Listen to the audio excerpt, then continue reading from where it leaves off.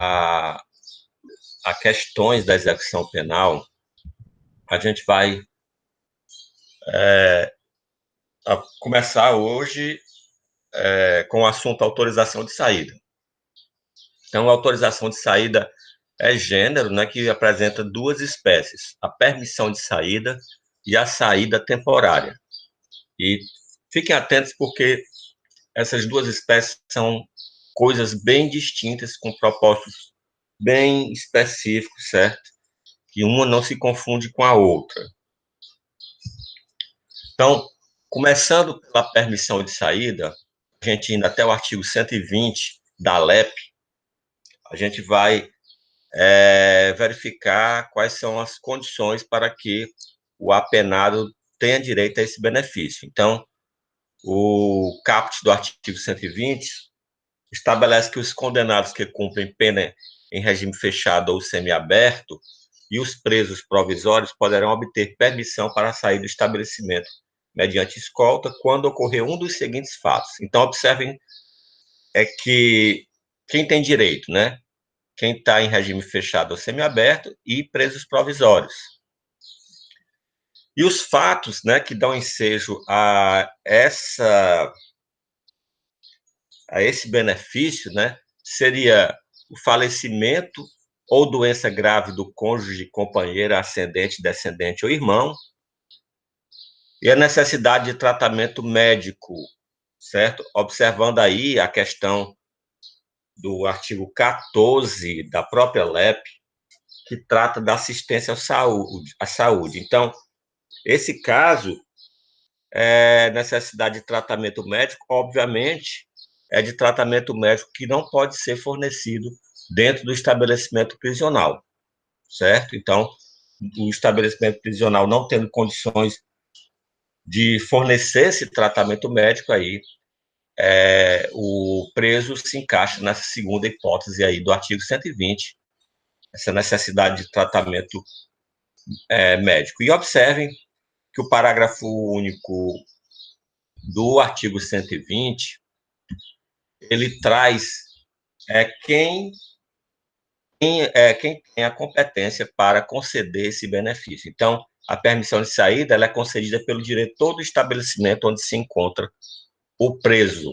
Então, observe, a atividade da execução penal ela é de natureza mista e essencialmente judicial. E ela é mista por quê? Porque em algumas situações, o próprio diretor do estabelecimento, né, a administração, né, do estabelecimento prisional pode decidir, como é o caso da permissão de saída. Obviamente, como a natureza da execução penal é essencialmente judicial, sendo negado, né, esse benefício, aí se judicializa, né? Óbvio que se o diretor do estabelecimento penal nega essa condição, esse benefício ao preso, o preso tem direito de recorrer dessa decisão ao juiz da execução penal. E quanto ao tempo, né, nós temos aí o artigo 121, né, então a permanência do preso fora do estabelecimento terá a duração necessária à finalidade de saída. Então, no caso do inciso primeiro, deve-se verificar a questão do funeral, né, dessas pessoas que são elencadas aí, né, cônjuge, companheiro, ascendente, descendente ou irmão. E, obviamente, o tempo, né, da permissão de saída para a hipótese do inciso segundo será o tempo necessário para o tratamento. Então, são essas as hipóteses da permissão de saída. A gente tem exemplo recente na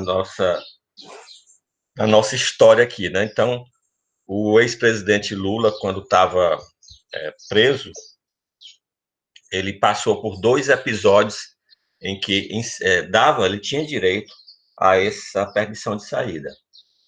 E uma delas foi negada, foi quando faleceu o irmão dele, e em outra dela, e na segunda hipótese, né, porque também negar 2 vezes aí já seria dar na vista demais, né? foi quando o neto dele faleceu, né? Então, uma foi negada, a outra foi autorizada. E observem que nas duas foi judicializado, né? Então, o diretor do estabelecimento prisional negou, e aí quem decidiu foi a juíza da execução lá, né? A juíza copia Ctrl+C, Ctrl+V lá da 13ª Vara de Curitiba. Então, vamos lá. Resumindo, né, nós temos do artigo 120 ao 121, então temos aí beneficiários da permissão de saída, que seria o preso em regime fechado, semiaberto e o preso provisório, e as hipóteses, né, falecimento de doença grave de cônjuge, companheiro ascendente, descendente, irmão, tratamento médico. E aí, observem que fora das hipóteses legais, a gente tem jurisprudência que autoriza, né, essa saída para tratamento odontológico também. Então, o tratamento odontológico não é uma hipótese legal, mas é uma hipótese que a jurisprudência admite. E quanto à autoridade competente? O diretor do estabelecimento. Então, não precisa chegar até o juiz, obviamente vai chegar até o juiz no caso de negativa do diretor do estabelecimento prisional. E aí nós temos as características dessa permissão de saída.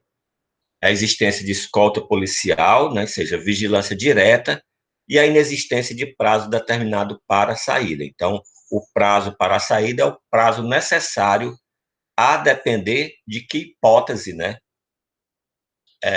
fundamenta a permissão, né?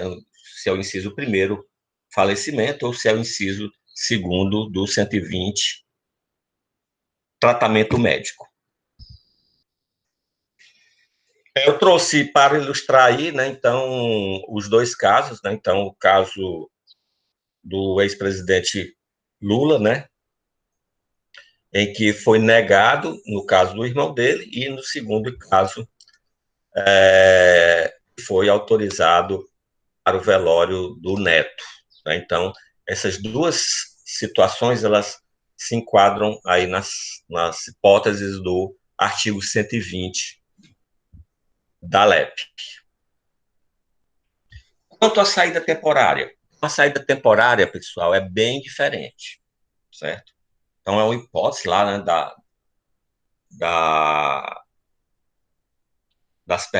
autorização de saída, né, junto com a permissão. É previsto no artigo 122, então, nós vamos ter quem tem direito aí no caput do artigo, né, então, os condenados que cumprem pena em regime semiaberto poderão obter autorização para a saída temporária do estabelecimento sem vigilância direta. Aí vem os incisos com os casos. Observem que, diferentemente do artigo 120, né, que tinha a previsão do regime fechado, aqui nessa espécie, né, saída temporária, somente quem está no regime semiaberto. E as hipóteses são as seguintes: visita à família, frequência a curso supletivo profissionalizante de instrução de segundo grau ou superior na comarca do juiz da execução, e participação em atividades que concorram para o retorno ao convívio social. Então, se é uma atividade que vai trazer benefício para a ressocialização do preso, não um benefício nesse sentido, na finalidade da pena, aí ele é autorizado. Um exemplo desse terceiro caso, que tem no nosso material aqui, é o exemplo do cantor Belo, né? Então, quando ele estava cumprindo pena, ele tinha autorização para fazer shows beneficentes, né? Então, é um exemplo dessa participação em atividade que concorre para o retorno ao convívio social.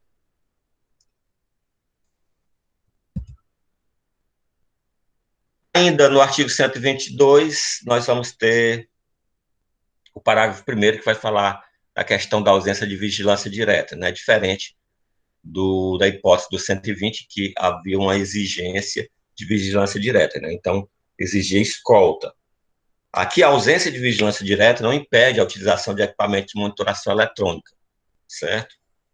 Então, depende aí da condição que é imposta pelo juiz da execução, que, aliás, também é uma outra diferença da hipótese anterior, que na hipótese anterior nós tínhamos que a decisão era tomada pelo o diretor do estabelecimento prisional, enquanto que na saída temporária não. Aqui tem que ser uma decisão judicial. E aí uma exclusão, né, aí uma exceção de quem não tem direito a essa saída seria quem cumpre pena por praticar crime hediondo com resultado morte. Né? Então, essa é uma alteração recente. Aliás, os parágrafos aí, primeiro e segundo, são alterações recentes. Né? O parágrafo primeiro é do pacote anticrime e o parágrafo segundo é anterior, mas é bem recente, do ano de 2018, certo? Como eu falei anteriormente, quem tem a competência para autorização de saída seria o próprio juiz da execução. Então, além disso, o 123 estabelece que ele deve, né, ouvir o Ministério Público e a administração penitenciária. Obviamente, a administração penitenciária, pois é a administração penitenciária que detém, né, o prontuário dos presos e sabem sobre a questão do comportamento. Porque, como a gente pode observar aí nos incisos do 123, que tem os requisitos para essa concessão, o inciso 1 fala exatamente no comportamento adequado. Então, esse comportamento adequado é aferido por esse laudo, né, do preso, pelo prontuário do preso, né, em que contém toda a sua vida enquanto ele permanece cumprindo pena. O segundo inciso do 123 aí tem um requisito objetivo, né, que é um percentual de cumprimento de pena. E aí vai depender se ele é primário ou é reincidente. Então, para o primário seria 1/6 da pena e para o reincidente 1/4. E um requisito que é a compatibilidade do benefício com os objetivos da pena. Observe, pessoal, que essa autorização de saída ela faz parte também do sistema progressivo, né? Não é regime de cumprimento de pena, mas é uma forma de dos presos irem tomando contato, certo, com o mundo exterior, né? Eles vão se adequando, se adaptando ao mundo anterior em cada uma dessas saídas. E como a gente vai ver quando a gente estiver vendo os procedimentos judiciais, por exemplo, quando você vai pedir uma progressão de regime, uma das coisas que você pode alegar para indicar que o preso tem condições de progredir de regime, por exemplo, aqui, obviamente, do semiaberto para o aberto, né? Já visto que a autorização de saída só é concedida no regime semiaberto. É que ele teve, né, esse benefício concedido e todas as vezes ele voltava, certo? Então, é uma das formas que você, como advogado, ao pedir uma progressão de regime, pode alegar em benefício do preso, né? Então, se ele sai e volta, ele tem comprometimento com a execução, certo?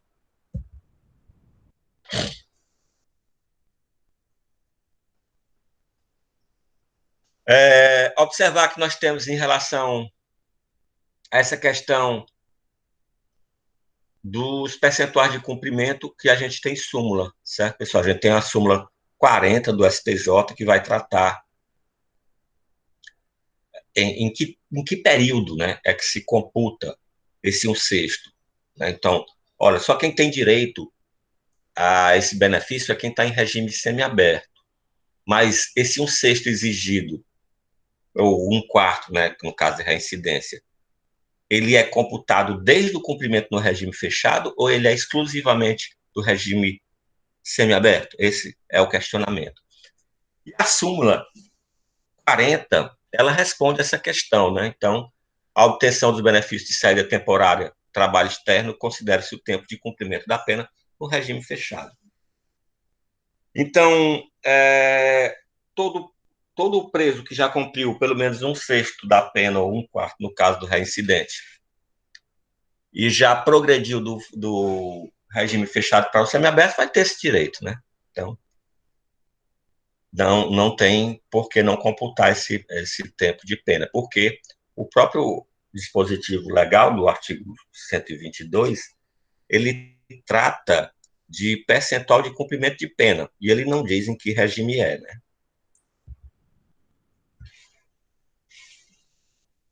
O 124, pessoal, vai trazer algumas regras. Então, a gente tem regra quanto ao tempo, né, que é autorizada essa saída, quantas vezes esse preso vai ter esse benefício concedido durante o ano e quais são os intervalos entre a concessão de um benefício e o outro.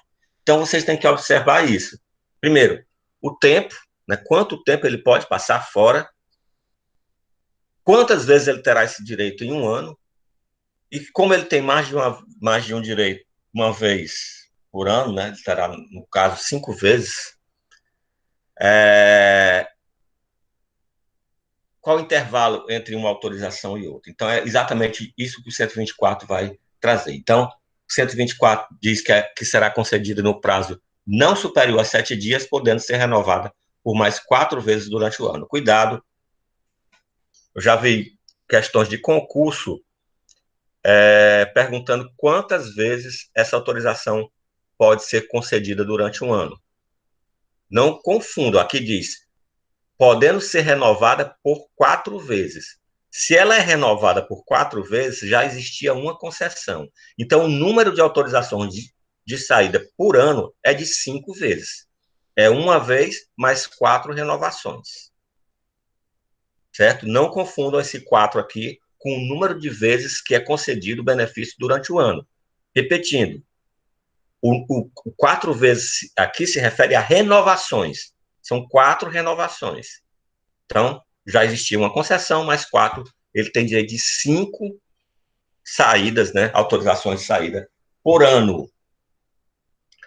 E essa autorização de saída também não é ato unilateral, né? Então, o juiz vai impor condições. Então, ao conceder a saída temporária, o, o juiz vai estabelecer como condições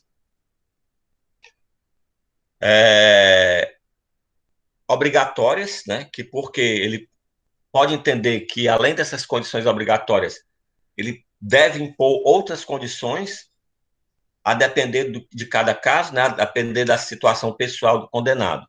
Mas as condições que são trazidas pelo parágrafo 1º seria o fornecimento do endereço onde reside a família a ser visitada, onde poderá ser encontrado durante o gozo do benefício, o recolhimento à residência visitada no período noturno, proibição de frequentar bares, casas noturnas e estabelecimentos congêneres. Né? Então, essas 3 são obrigatórias, podendo o juiz entender que ele deve impor outras condições a depender da circunstância e do caso específico, né, da situação pessoal do condenado. Observar que o que traz o CAPT como prazo de 7 dias, né, diz o prazo não superior a 7 dias, isso deve ser relativizado. Por quê? Porque se essa autorização de saída é concedida para que o preso frequente um curso, e vamos supor que o curso tenha 30 dias, não teria sentido o juiz autorizar que ele frequente um curso de 30 dias apenas por 7 dias, o que seria inútil. Então, é isso que o parágrafo 2º traz. Quando se tratar de frequência de curso profissionalizante, de instrução de ensino médio ou superior, o tempo de saída será o necessário para o cumprimento das atividades discentes. Então, esse período de 7 dias é relativizado, a depender da situação. E o parágrafo 3º vai trazer, né, o intervalo.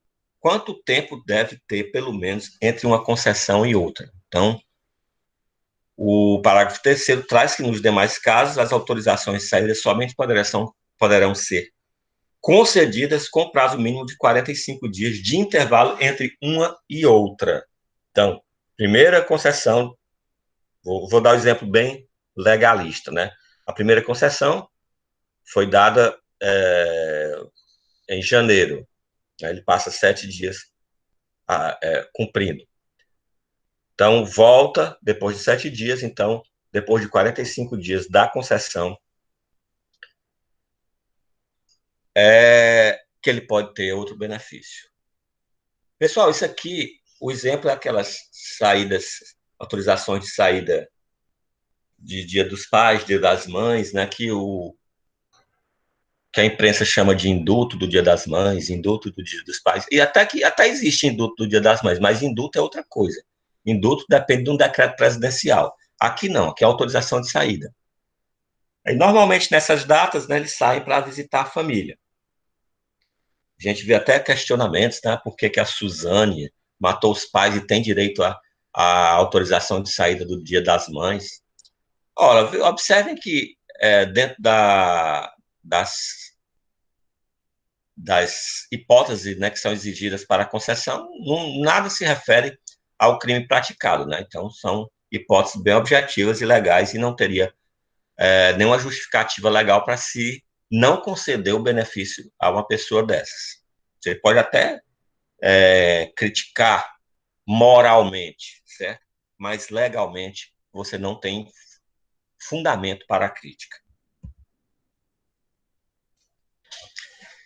O 125 vai trazer a questão da revogação do benefício. Então, o benefício será automaticamente revogado quando o condenado praticar fato definido como crime doloso. Então, basta que ele pratique o fato, certo? Não é obrigado que ele seja condenado, obviamente, porque a autorização de saída é um tempo curto, que não daria nem tempo de ser processado, né?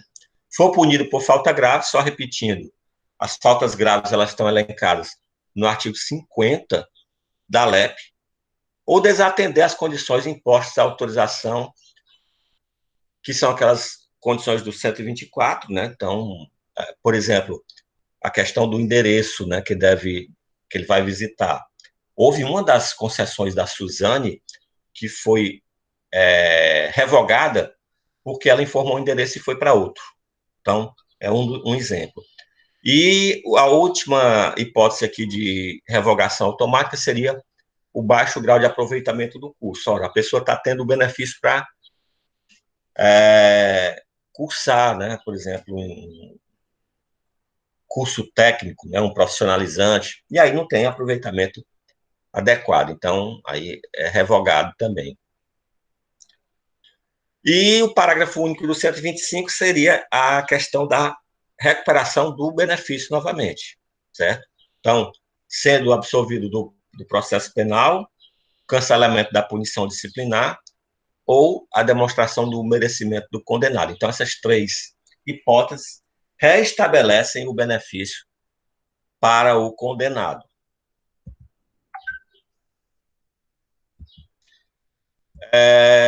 Só resumindo aí, né? Então,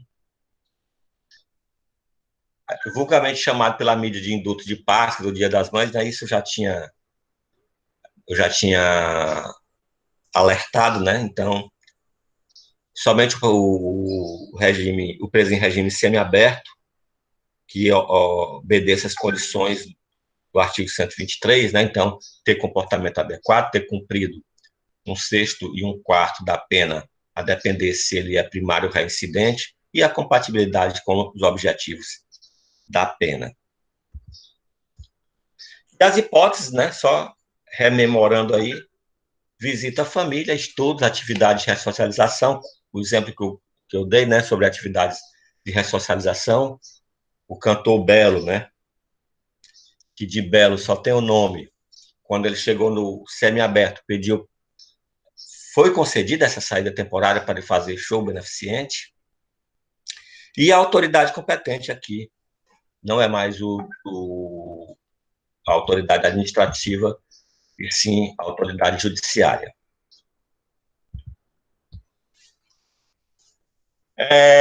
Rememorando aí, relembrando as características, né? Sobre prazo, são 5 saídas, né? Uma concessão e 4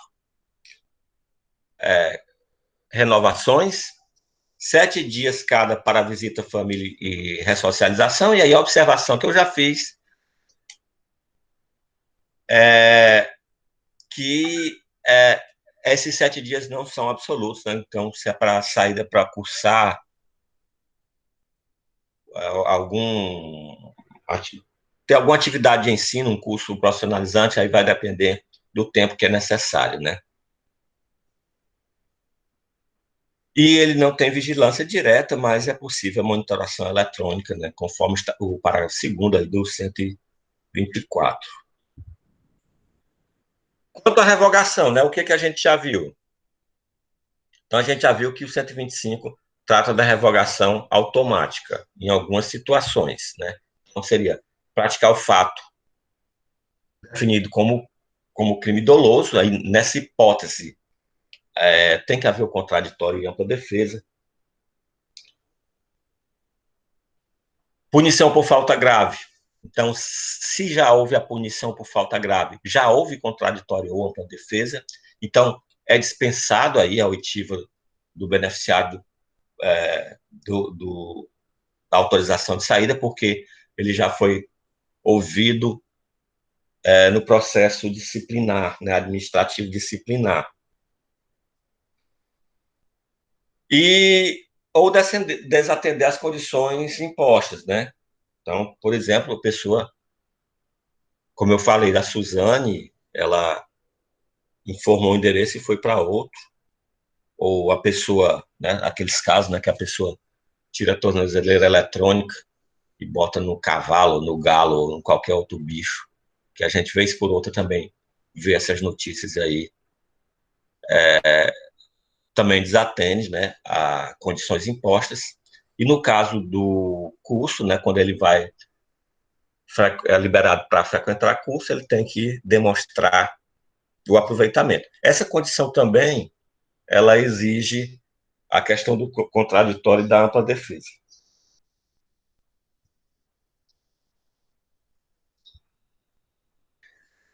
Existem uns questionamentos, pessoal,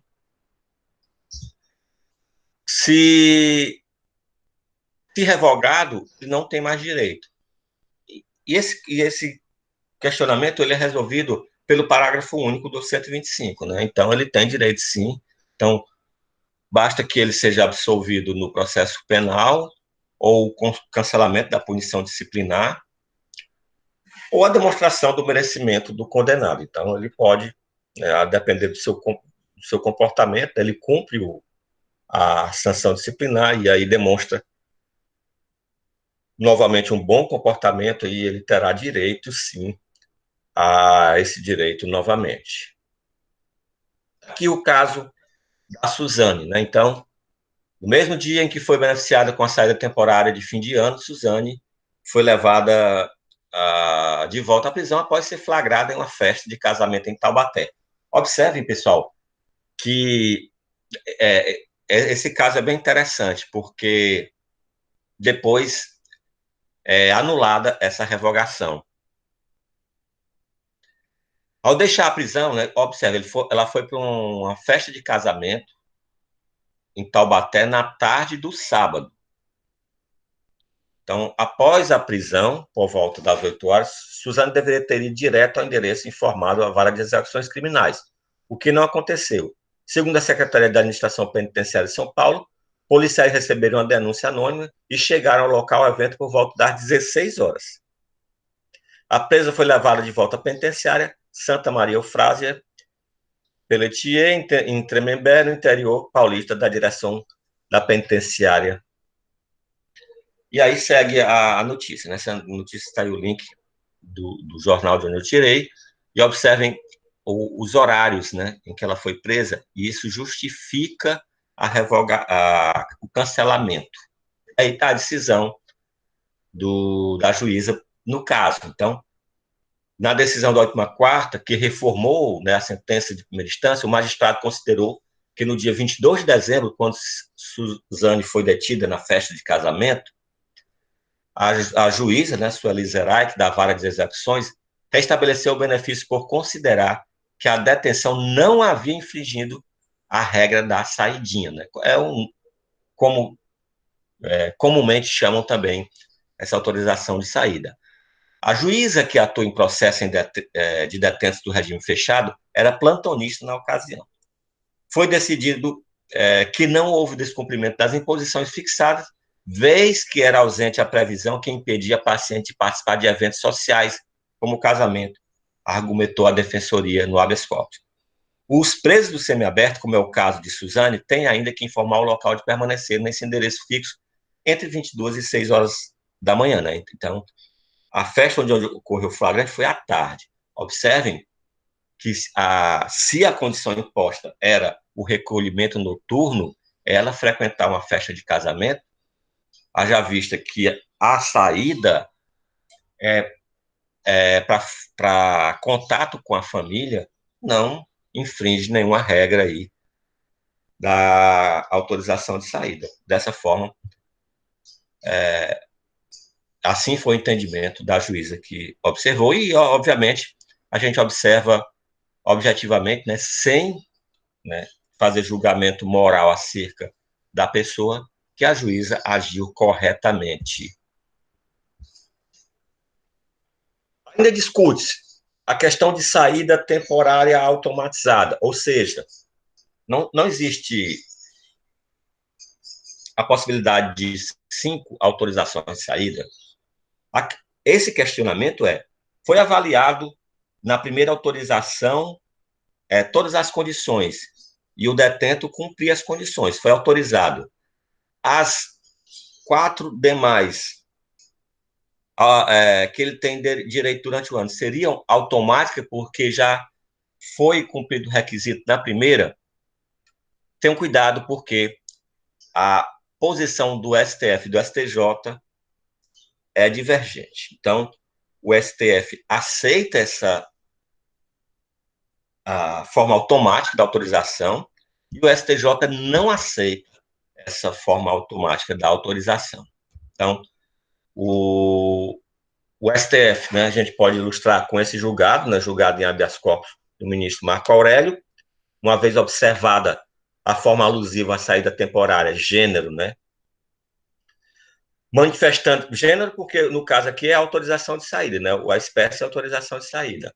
Manifestando-se os órgãos técnicos, o Ministério Público, o juiz da vara de execução, as subsequentes mostram-se com sectário legal. As subsequentes são as 4 renovações, né? Descabendo a burocratização a ponto de, a cada uma delas, o máximo de 3 temporárias, ter que se formalizar novo processo. Certo? Então, esse é uma posição do STF. Já o STJ tem posição em sentido contrário, certo? Então, vamos ver aqui também um julgamento, um recurso especial, né? Julgado aí pela ministra Laurita Vaz. A autorização das saídas temporárias é ato jurisdicional da competência do juiz das execuções penais, que deve ser motivada com a demonstração da conveniência de cada medida. Não é possível delegar ao administrador do presídio a fiscalização sobre diversas saídas temporárias, autorizadas em uma única decisão, por se tratar de atribuição exclusiva do magistrado das execuções penais, sujeito à ação fiscalizadora do parquet.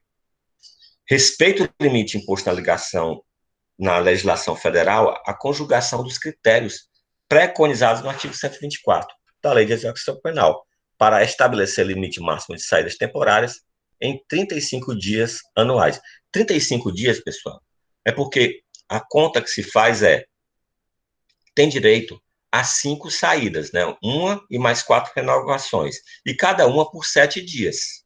Então, tem direito a 35 dias anuais. Em atenção ao princípio da ressocialização, a concessão de um maior número de saídas temporárias de menor duração, uma vez respeitado o limite de dias impostos na lei de execuções, alcança o objetivo de reintegrar gradualmente o condenado à sociedade. Assim, deve ser afastada a concessão de saídas automatizadas, para que haja manifestação motivada do juízo da execução, com intervenção do Ministério Público em cada saída temporária, ressalvando nos termos do artigo 124 da Lei de Execução Penais a legalidade da fixação do limite máximo de 35 dias por ano. Jurisprudência do STJ reafirmado. Aqui, além de negar a questão da autorização, a ministra Laurita Vaz ainda faz a seguinte interpretação. Olha, fica incompatível com a automatização das autorizações se, por um acaso, quisesse diluir esses 35 dias em mais saídas. Haja vista que a autorização de saída tem como finalidade a ressocialização. Então, a lei fala em 5 saídas de 7 dias.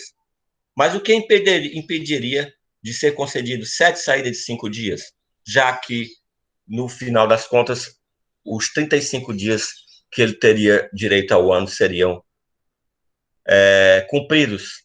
E, de forma mais diluída, ele teria mais contato com a família. Então, esses dois julgados, o do STF e do STJ, demonstram essa divergência que há entre as cortes superiores acerca desse tema.